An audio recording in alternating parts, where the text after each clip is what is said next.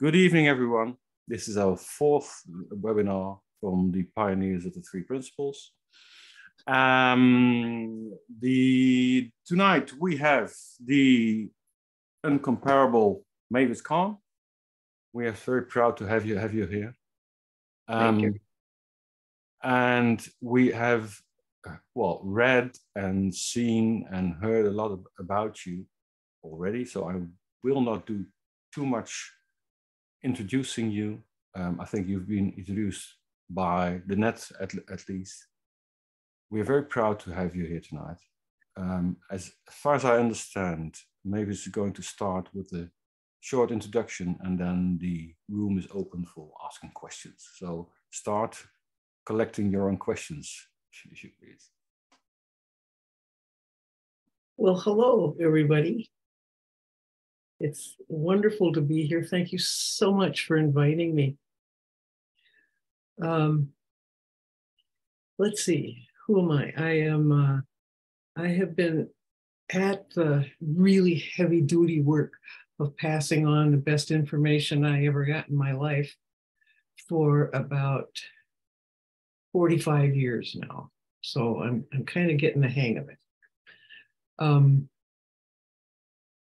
I was thinking this morning about when I was little. I lived on a farm in way up in the northwest corner of North Dakota, which is a very flat, cold, mostly state, almost in Canada. And it was during the World War II. So I should tell you, I'm older than dirt. I'm 83. So I was little during World War II. And we lived on the farm with my grandparents because my father was in the Navy. And my grandfather, like a lot of people on farms, had to learn how to fix everything. And so he had a lot of tools, some of which he bought and some of which he made himself. And I used to follow him around like a puppy. And I would ask him a lot of questions. He was very patient with me. And I probably wasn't any different than any other little kid. But every time he picked up a tool, I would say, "What's that for?" And then he would show me and explain it. He never got tired of doing that. I forgot to thank him for that. That was really nice of him. And it turns out I own a house, and it always, as any of you know that have a house, it always has something that needs fixing. And I have a handyman person that fixes it. And guess what I do? I say, "What's that for? How does that work?" And he shows me these tools, and I'm still at it. So the principles are really just a description of how we work, how we're made. And today I'd like to talk about one of the best tools ever that we're made with. It's called fear. And it is the best friend you'll ever have. It's not the enemy. It's not a problem. It isn't that you're doing something wrong. It's a sensation that lets you know when you're misusing the tool of thought. And it never gives up on you. For the rest of your life, every time you innocently and inadvertently misuse the tool of thought, it will let you know. It will hurt a little bit, all the way to a lot. It goes all the way from a little bit of uneasiness to terror, but it will let you know immediately. Now that is a handy app. That is your friend. Now, what it is a sensation. It's a sensation brought about by the misuse of your imagination. So you can't slip a thought by your body. You can't sneak one by it. All thought registers as a physical sensation in our body. All thought. And the interesting part about that is it really isn't any of our business what we're thinking. We just want to know how we're using our thinking, and sensation lets us know that immediately. It lets us know the quality of the experience we're creating moment to moment with our thinking. That is just the love of the universe at work. It's our divine engineering. But how many of you are used to thinking of fear as friendly? How many of you are used to being glad that you can feel fear? Probably, if you're anything like me, for 40 years, I wasn't particularly happy about the sensation of fear. But that's because I didn't know what it was for. Nobody told me what it was for. Now, that's not because they were holding back some information from me just to be mean. They didn't know either. They didn't know that the sensation of fear lets me know that I'm just frightening myself with my own thinking. That's all. That's all. It's not any different than the sensation when you touch a hot stove. Isn't it handy that it hurts so much you can't leave your hand there? I know that that doesn't seem friendly to us, but it is. It's on our side. It's the same for fear. It's a sensation that's guiding us away from harm and back home to calm and clear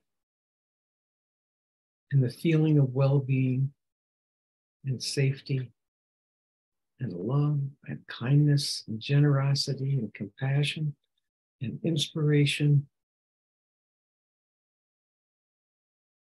We are so well made. We are just unbelievably well made. And I don't know about you, but I had no idea of that for 40 years. I didn't know that. I thought, probably like most people, that my job after being born was to spend the rest of my life trying to make myself into a decent person. I didn't know that it had already been taken care of. I didn't know that. I didn't know that we were made with the ability to create our own experience and with sensation that allows us to realize immediately the quality of that experience we're creating. I didn't know that. But I do now. I do now. I can tell when my brain's lying to me. I can tell when to trust my thinking and when not to. I can feel it. I don't need to know what I'm thinking to know that it's trustworthy or not.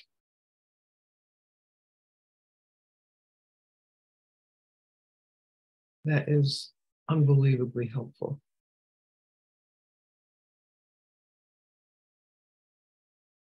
So I would like to know, I'm a big fan of collaborative teaching. And all that really is that I talk a little bit and then I have you guys tell me stories or ask questions. And the reason that I like that is it's so much more powerful than just having one person go on and on and on about something. That your questions and any question that you have, I guarantee you is going to help at least one other person, if not all of it. Every story you have I guarantee you, is going to help at least one other person. And even if it's just me, but likely to help everybody. So that makes the power of this huge. So I'm asking you to join me in helping to teach this class and ask whatever comes to you and tell a story or a parable or anything. And usually the way to get everybody to be quiet is to ask them to talk. It's magic.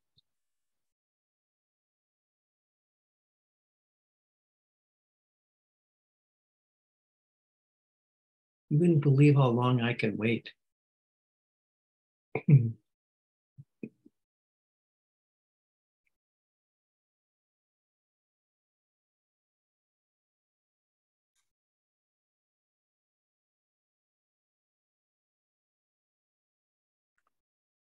Mavis, Yes. you've done a lot of work with youths in the past. Yes. And we all here have read about that Mm-hmm. and seen videos from that and so on. Would you mind telling us a little bit about that? Sure. About, let's see, 20. See, I could say things like 20 years ago and 40 years ago, and Me too. actually fun. Yeah, not as much as I can though. No, that's true. So about 20 some years ago, I did a project with a small little agency in Minneapolis that had been doing some work with kids, and I started helping them, and then it turned into a project to go to a kids' prison and help with teaching kids something that might help them stay out of prison. And so for 2 years, every Sunday morning, I would travel an hour south of my house and teach several classes to these kids. Many of them were gang kids, or just in some way or other had done things that made them be locked up. And I've worked with kids a lot, so it's not like this was my first time with kids, but it was my first time with kids in prison. It was also not my first time in prison. I'd been in adult prison several times. But when I first went, the first day that I went, I was working with two professional football players that were working at this agency, and one of them was with me. And the first day that we went, I have never been called so many rotten names in my life, not out loud and in under their breath and all of that. But I used to have really good hearing, so I could hear it, and some of them would just curl your hair. But after that, we walked down to the parking lot, and I said to Oscar, this guy I was with, he said, "Well, that didn't go too well." And he said, "Didn't go too well," and he fell down on the ground laughing, right? And I said, "Well, they'll get used to me." And so the next time I went, I mean, I expected more of the same. The next time I went, it was a whole different thing. They brought me one of the nice chairs. I didn't have very many nice chairs. They brought me a nice chair. They wanted to know if I wanted some water. And I got a little suspicious. And one of the ringleaders, I said to him, "Okay, what's up here? Last week you're going to string me up, and this week I'm Queen of the May. What's happening?" And he said, "You came back." And I said, "What?" He said, we had bets you wouldn't come back. And I said, really? I said, I was going to come back and come back and come back until you just quit. And he said, yeah, well, you owe me $5. So it's like, it didn't take long at all. And I don't know why. I didn't even have a chance to say much to them because they were just so all over the place. But I spent 2 years with them every week, and there were always new kids coming in, and I hadn't really noticed that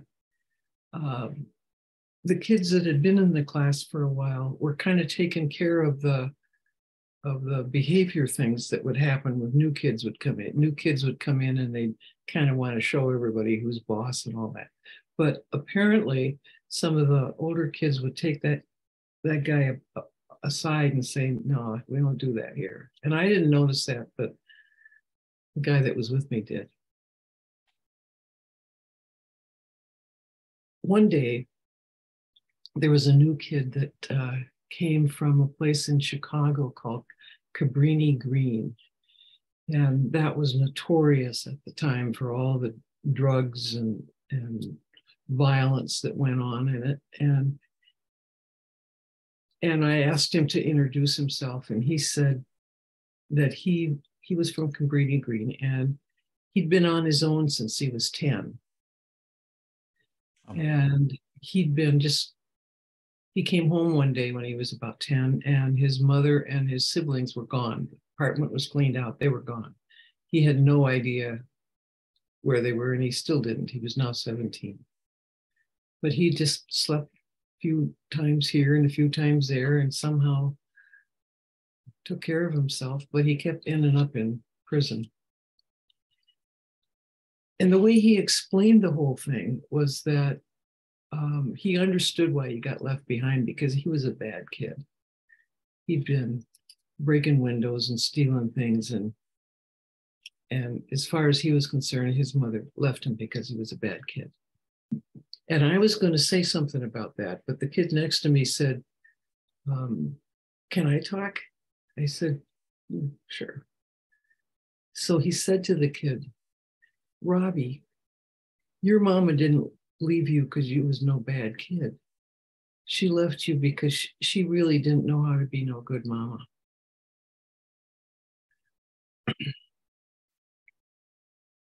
And the other kids started joining in, just saying, yeah, she just didn't know.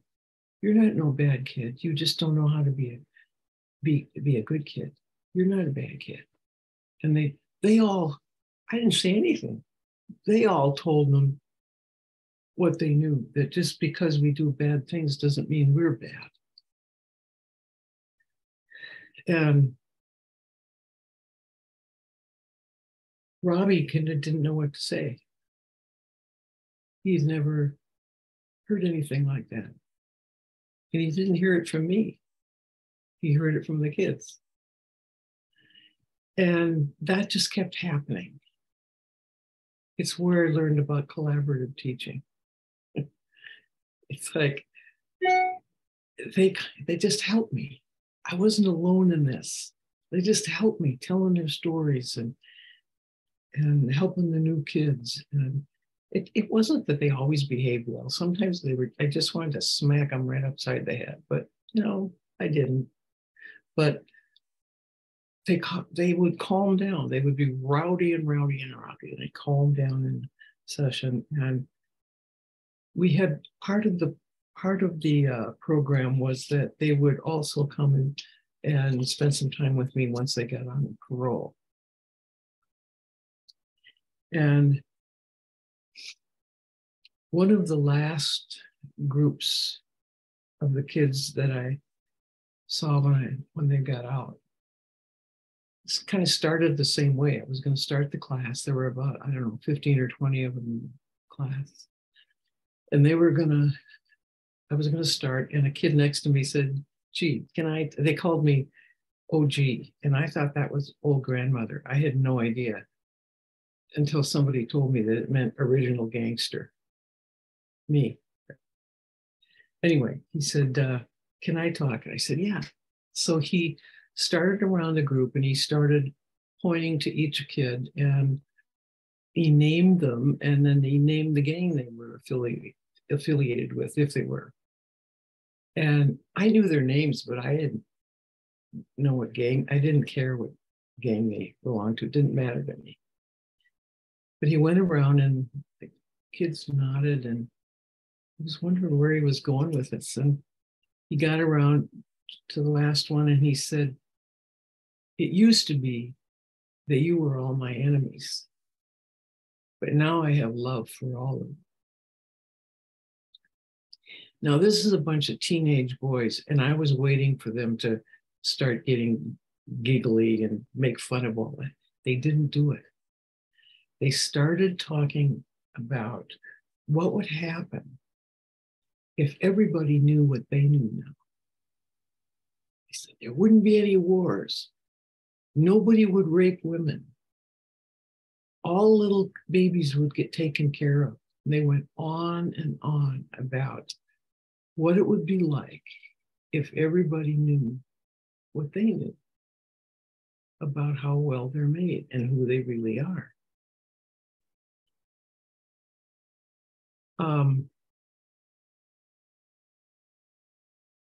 There were some visitors from another agency there that day, and they were as awestruck about that as I was, because I pretty much knew that this program was going to work in some ways. I didn't know it was going to work that well. I did not know that. That was more than I knew how to expect. And I will never forget that day.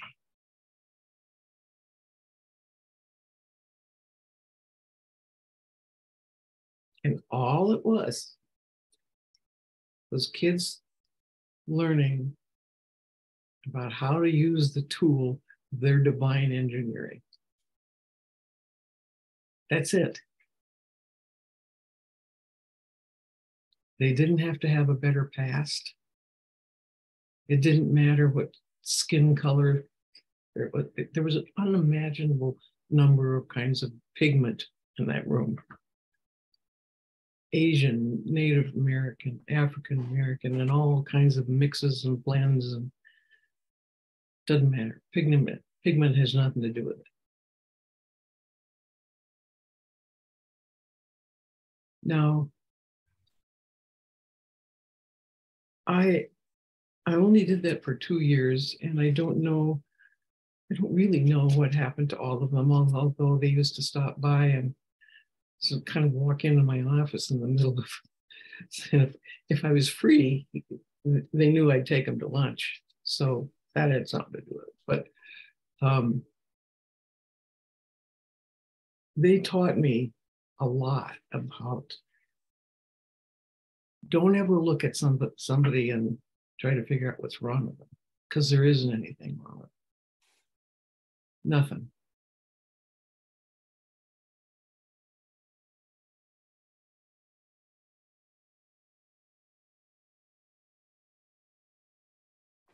Beautiful. Thank you. You're welcome. Anyone else who wants to ask a question or has a story to tell? Elizabeth, go ahead. Unmute. You're talking about fear. I'm going back to that because I think it's really interesting. The thing I'm looking at a lot with Irene, who's also here, is trauma. And what if the only thing people know is fear? You know, it's like they don't know the place we call home. You're basically all right if they don't have the experience of ever having been there, but there's just tension. And what I've really learned from 2 years of friendship with, many years of friendship with a PTSD afflicted friend is that I should have had much, much, much more patience and just listened before even thinking of talking about the principles. The only problem was she was there when I discovered the 3 principles. So how could I have known?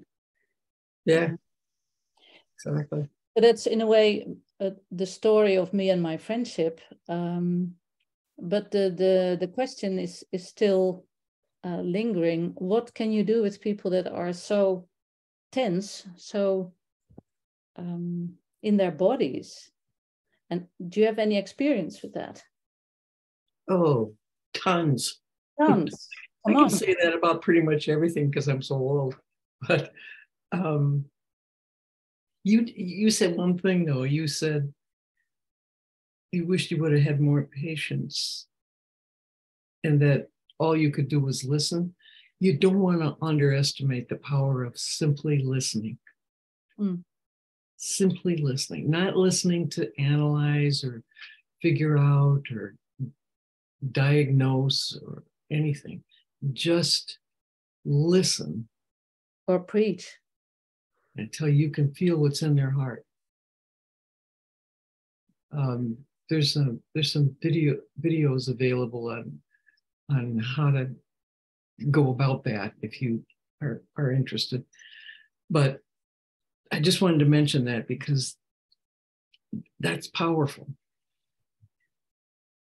I have spent quite a bit of time with veterans returning from war and with diagnosis of post-traumatic. Can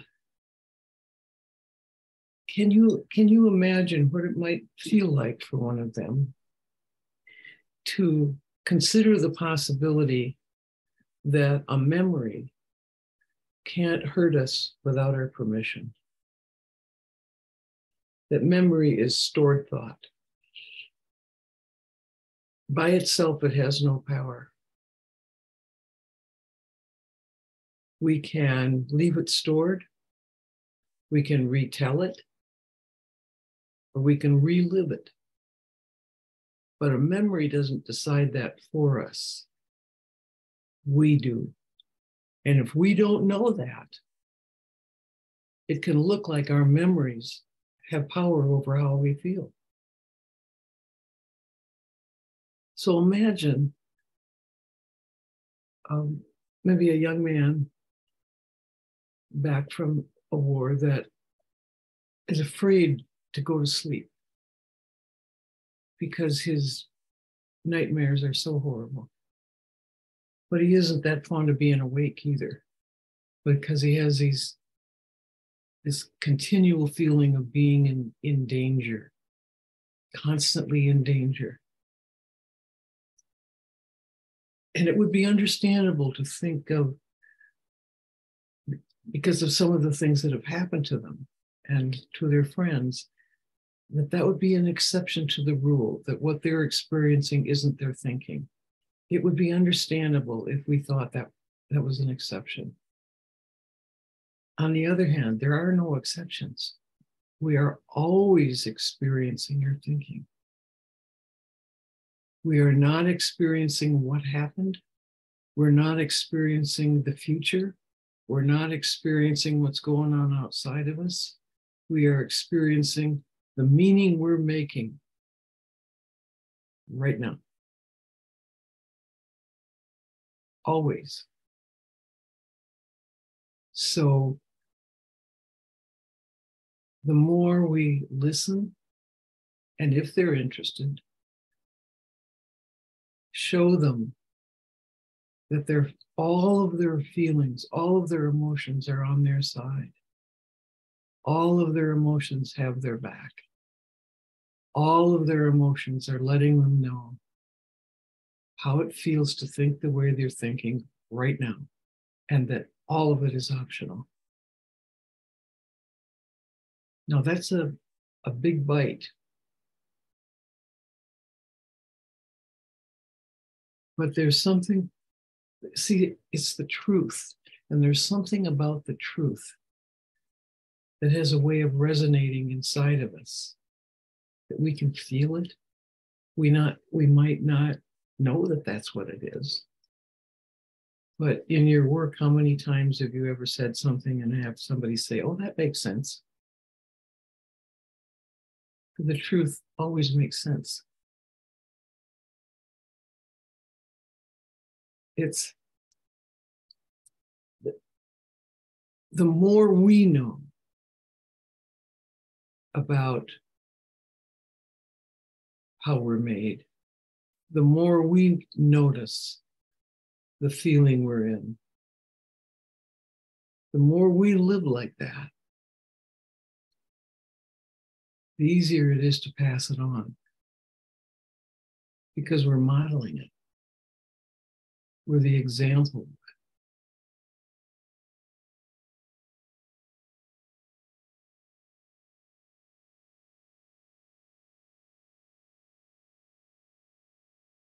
I know when I was raising my kids, I wish that I would have known how little they had paid, how little attention they paid to what I said, and how much they watched how I lived. I'd have saved myself a lot of sermons. I'd have just I would have kept really good care of my own state of mind and lived from there as best I could. I would not have spent so much time living in fear that I wasn't telling them enough, I wasn't showing them enough, I wasn't. What a waste of time. But I didn't know that then.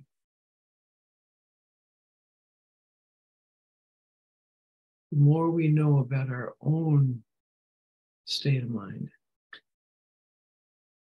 the better we'll be able to help other people. We are not what has happened to us.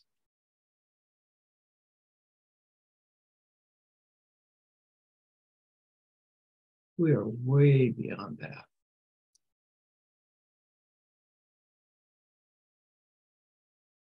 We are, this is my definition of a human being. We are pure, intelligent energy in human form that creates its own experience of life and can realize it does so.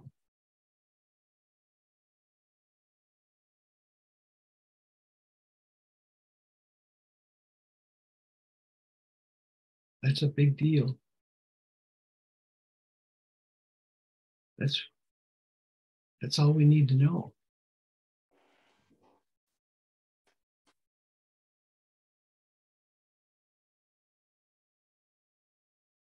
Thank you so much, Mavis. I spent, well, most of the half of the afternoon talking to a former soldier who's been in Lebanon, has been fighting there, has been taken prisoner in Lebanon, wasn't treated very well. And he told me at night, he still woke up on the back of a Mercedes with his head lying open with a severe cut. And it always comes up when he's stressed. It always comes back at that moment.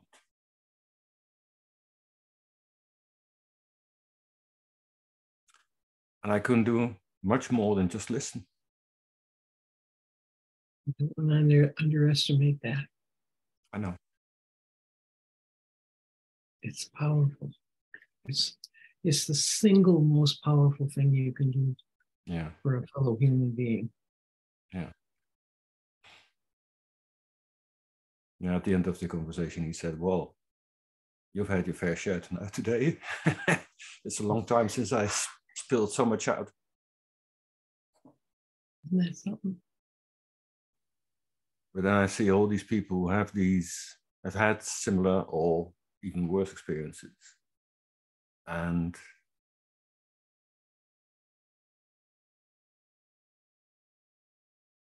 yeah, there's a better way. And that's so good to know.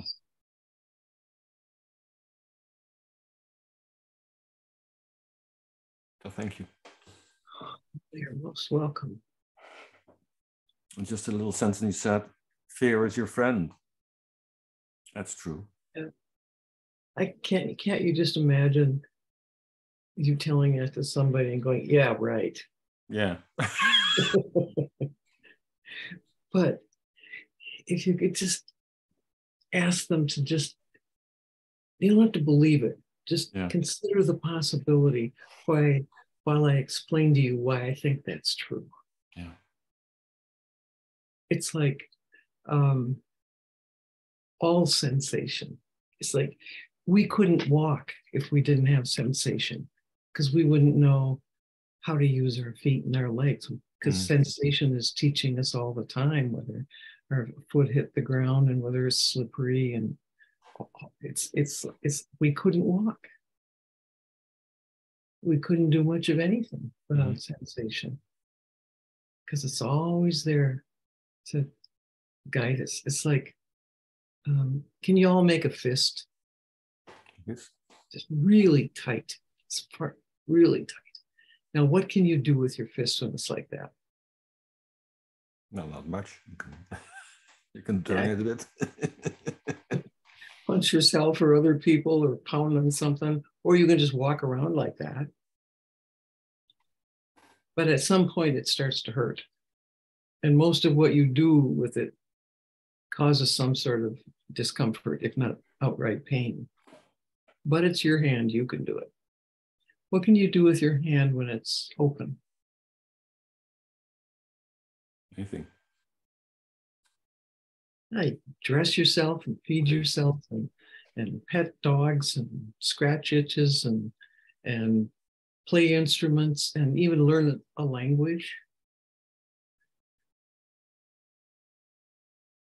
Who's in charge of how you use your hand?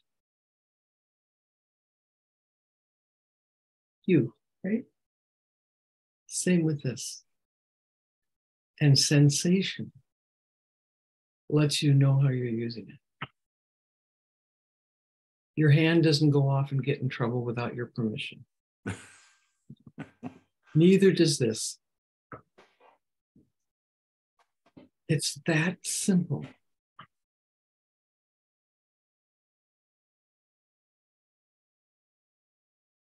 It's that simple.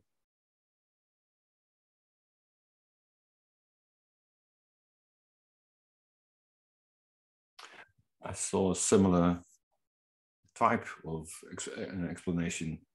There was a teacher who said he had a glass full of water. He said, how much does it weigh? He says, he would say, what's about 10 ounces or something like that. So I can hold it. When this is empty, because if it's full, it gets heavy. And for 5 minutes, that's okay. Then after half an hour, your arm starts to get tired. Yeah. And then after half a day or so, it starts to hurt, or maybe even earlier. And then also, you can't bear it anymore. You have to put it down. And that's all you have to do. Yep. Just put it down. Who knew? Really? Can't be that simple. Yeah. But what if it is? What if it is? Yeah.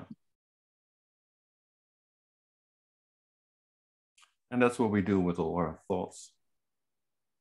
Yeah.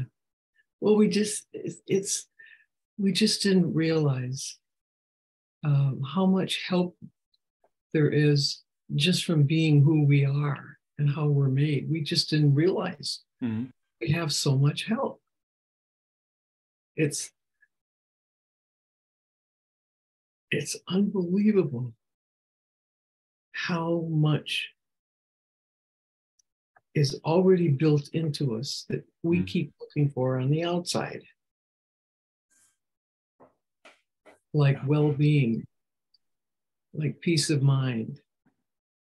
We kept waiting for something on the outside to change so we can relax and enjoy ourselves.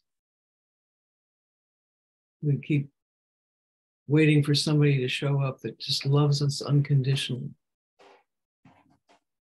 until we realize we are the love we're looking for.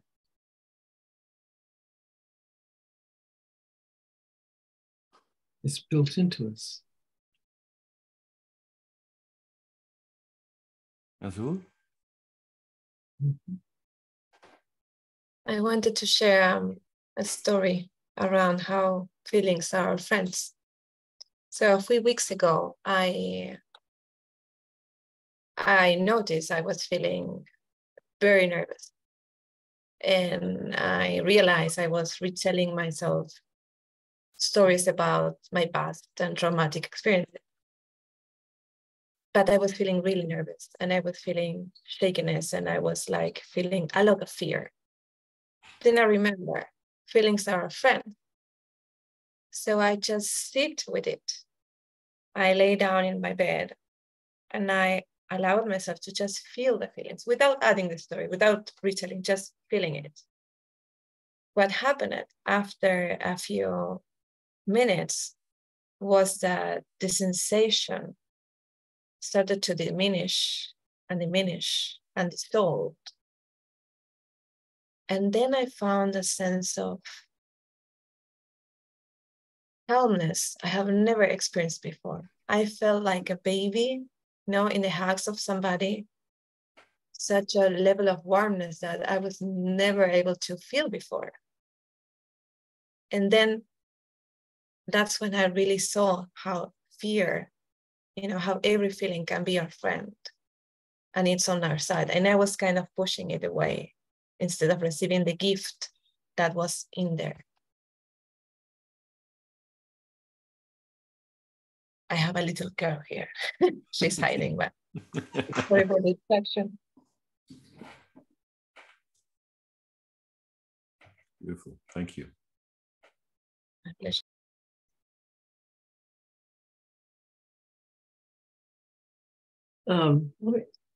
Can I do a little experiment here? Go ahead, please. So each of you, see if you can get yourself a little scared. We're not going for terror here, just a little scared. And then notice where in your body you feel it and put your hand there. Take your time.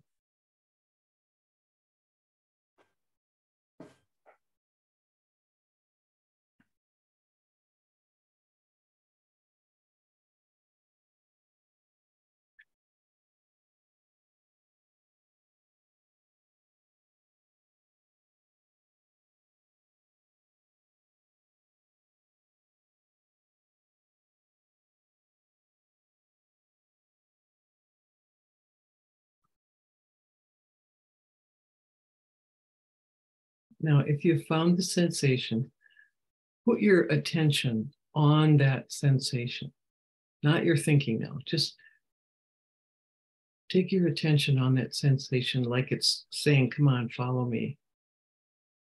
And just take your time and follow it and see what it does.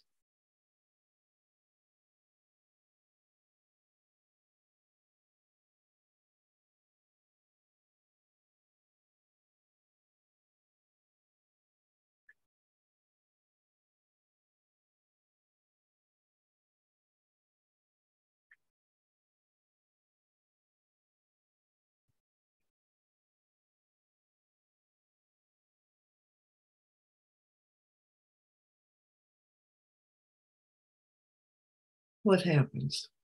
What do you notice?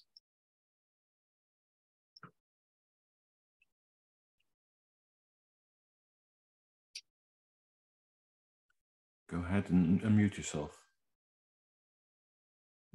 Go ahead, Annelies.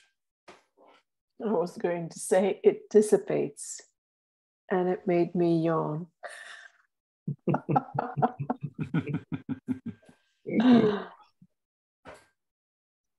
Yeah. Anyone else? My tummy started to bubble. And it dissipated. Anyone else? Yeah. Go ahead. You have to unmute yourself. There you go. Yeah. I was put my attention there, and what came up in my head was, I am seeing you.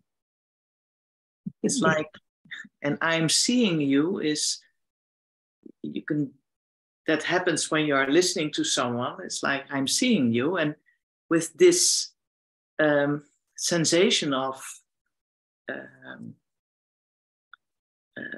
being scared, it was like, oh, I'm seeing you. I'm seeing you. And then it relaxed and it's opened up. Wow. Yeah. Oh, that's lovely. Yeah. So I thought, oh, I'm seeing you is just a general approach of anything, maybe. Yeah. Yeah. Such a lovely phrase. Yeah. Seeing you. Yeah. Thank you. Oh. Yeah. Yeah. Feels good. Doesn't it? Yeah. Absolutely. So, is anyone else? Feel free to unmute yourself, please, if you want to give a comment.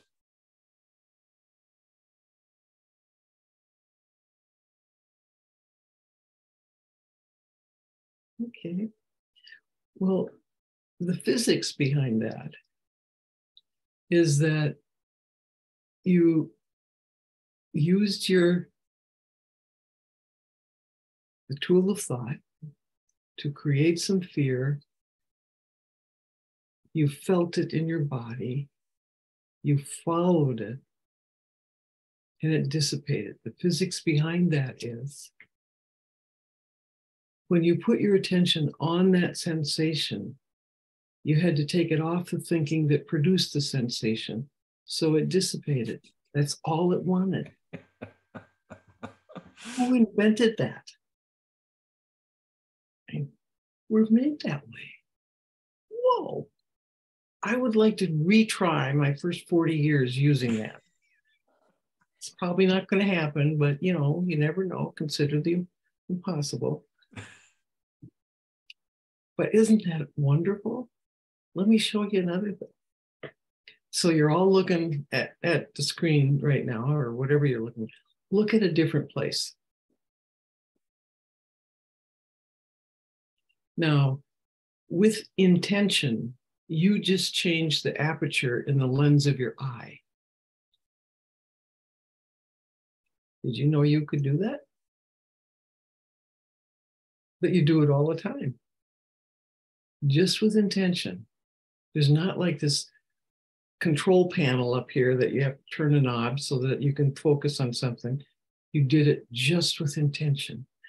And the physical aperture in your eye let in either more or less light, depending on what you needed to see what you're looking at. I'm a little impressed by that. And I hope you are. And it's just a couple of things that are built into you to assist you in enjoying the gift of life.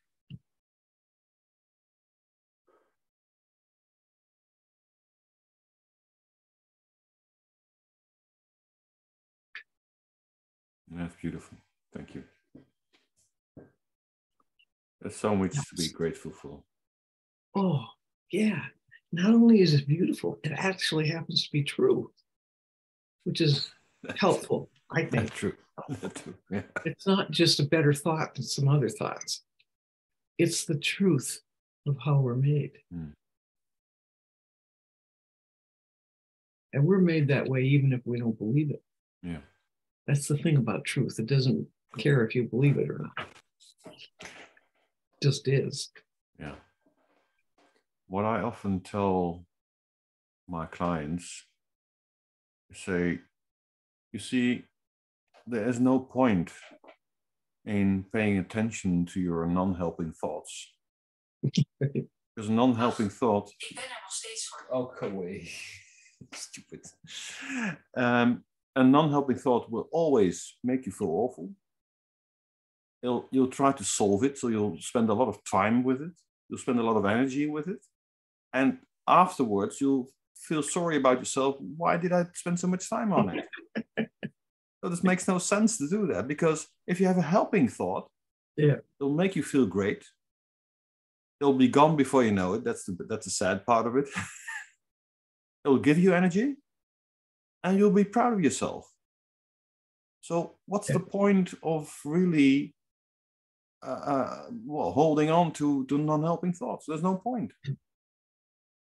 But that isn't obvious until you know how you're made. Yeah, that's true. And once you know how you're made, you don't even need to explain it to yourself. You just know it. Yeah. It's like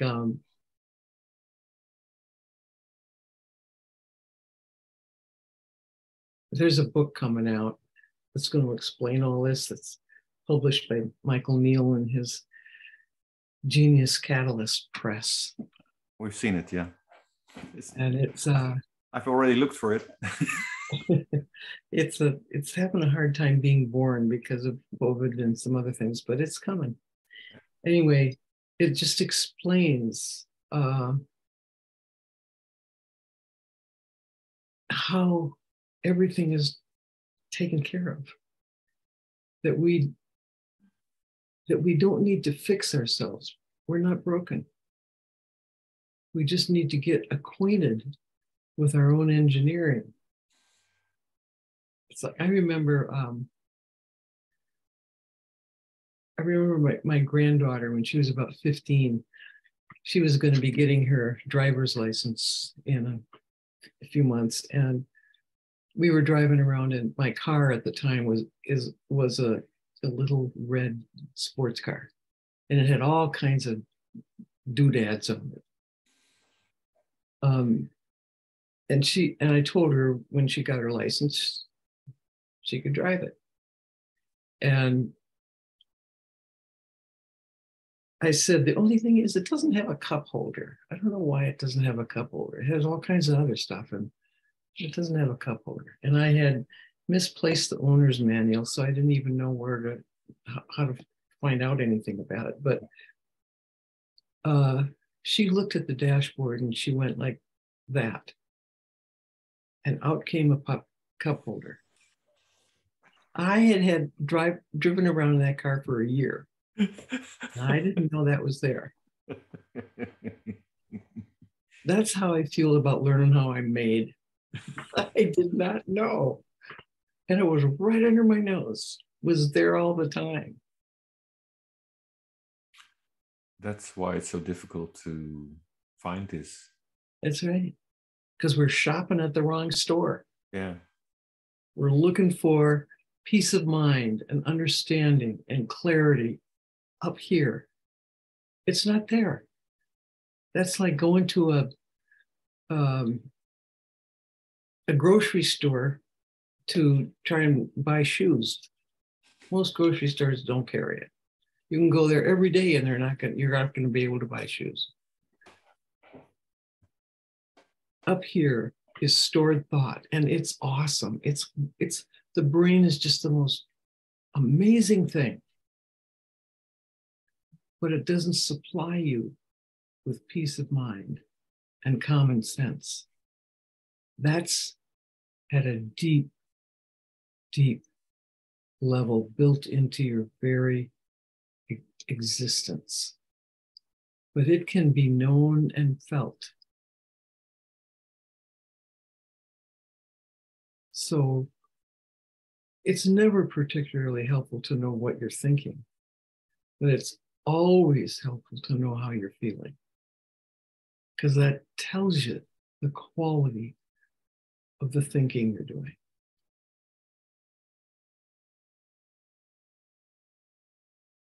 Could anything be handier than that?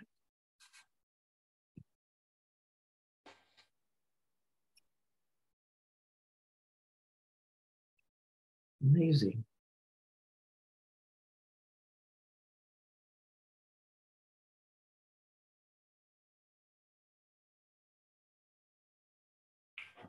I think we have room for one more question, if anyone has any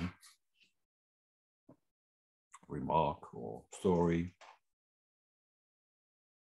Anyone?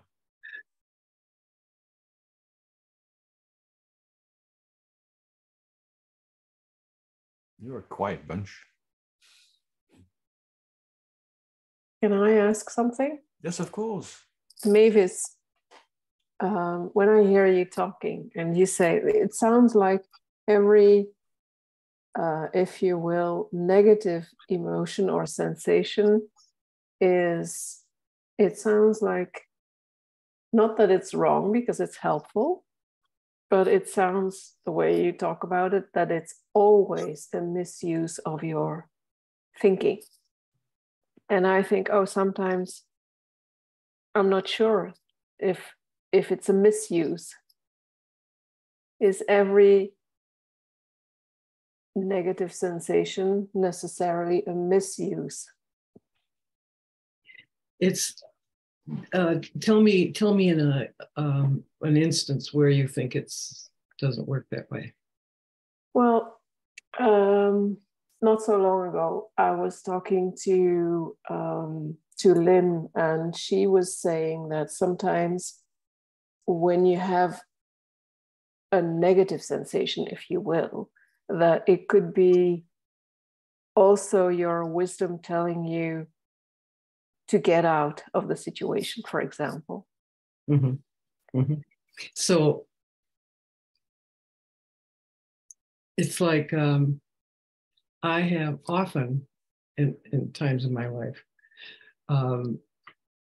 had a kind of hair in the back of my neck sensation when I meet somebody. Or now that's information to me. I don't think it's negative. It's information. Now the meaning I might make of that could be something I could be maybe telling myself, oh my God, shoot this guy, whatever. But that information is pay attention to me. I don't call it a negative information. I just call it a pay attention. Does that make sense? Yeah, that's the distinction I wanted to hear. Like, it could also feel like some sort of tension, but it's not positive tension, but it's telling you something. Yeah, it's all sensation is information. So what I wanted to say is that is not, or to me, it looks like that's not generated by my thinking. Well, it is. But it's thinking you don't know you're doing. We're never not thinking. So we're never not feeling or thinking. That's just a given. But most of the thinking we're doing, we don't know we're doing it. Most of the time, we're feeling things and we could make up what we think we're thinking, but we're thinking under the radar all the time.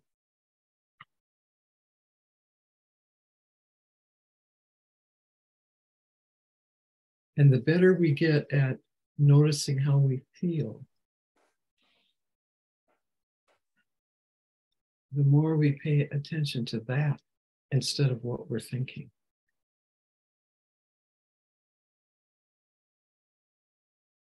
This isn't anything that you can use your thinking to figure out. But you can know it.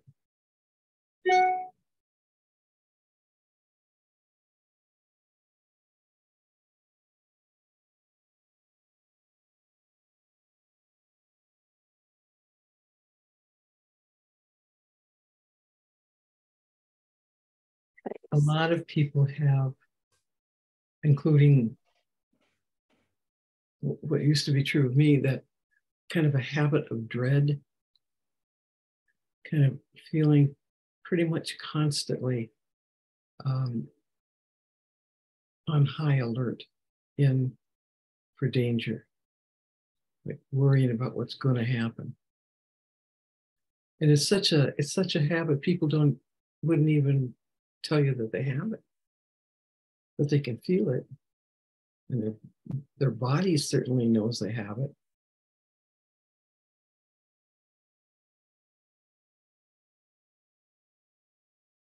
It's really hard on our body to have that habit.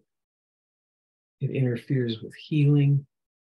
It creates all kinds of illnesses. It interferes with our immune system. It affects everything.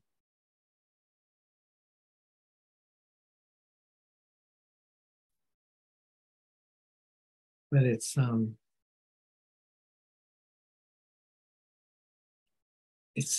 just such a relief to know that we can mitigate that without having to figure anything out. We can just notice how we feel and just let go. Just like whenever I'm feeling tense, my shoulders start moving up under my ears. I can feel it. I don't know what I'm thinking about. It doesn't matter to me anymore. But I can feel it.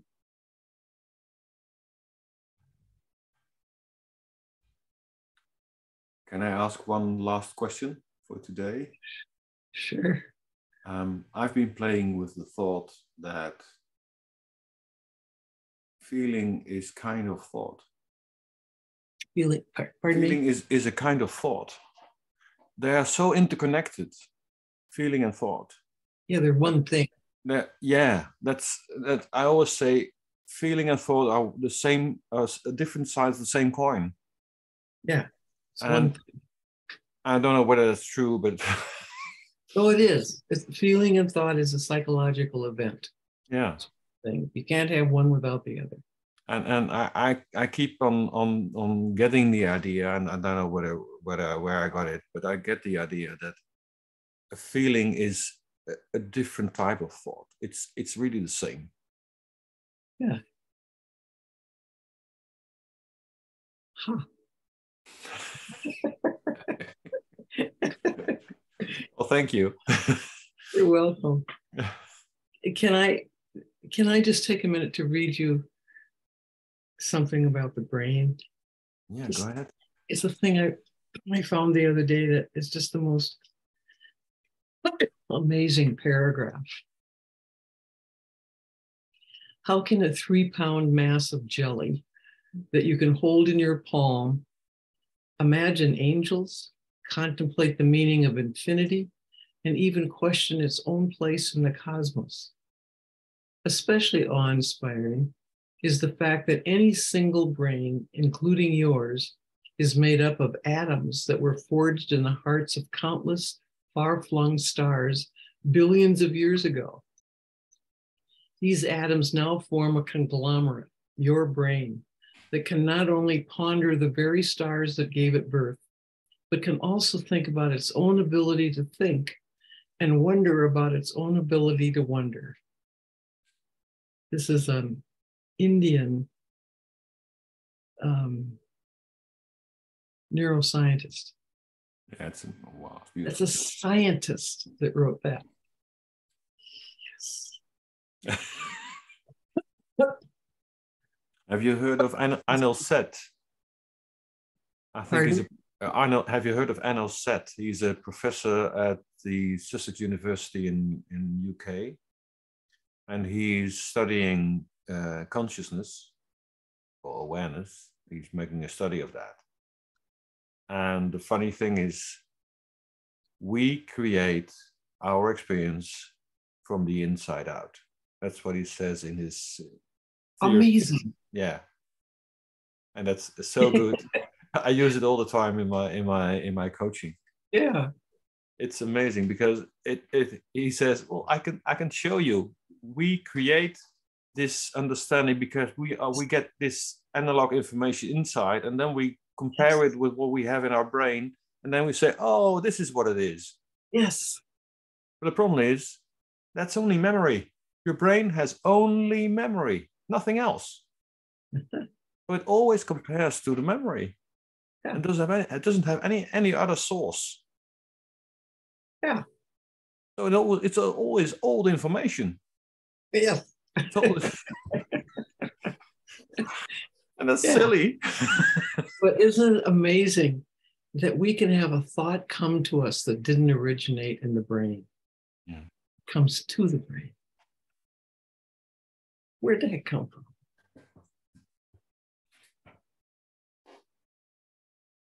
And Not that's what neuroscience hasn't yet solved. They don't know where thoughts are coming from. Yeah, but it's still happening anyway. It doesn't matter whether we can learn how to explain it. It's still happening. Absolutely. It's like the first time, I remember the first time in a talk I was giving, I remember the first time I realized I could hardly wait to hear what I have to say,